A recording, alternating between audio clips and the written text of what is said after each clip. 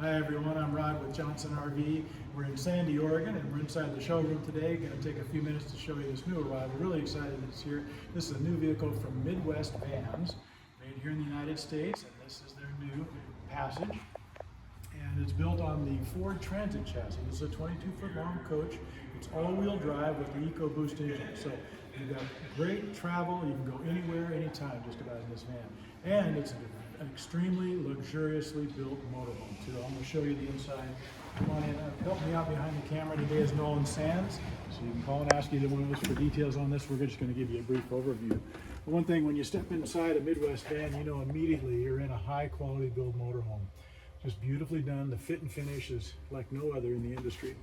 But you've got your front, we're looking at the front end here. You can see the new dash from Ford. It's got all the safety features that you're looking for. These have the power heated seats, and they also have massage therapy. And really spoils you, this coach does. Nice sized bathroom. You've got your two-door fridge with freezer.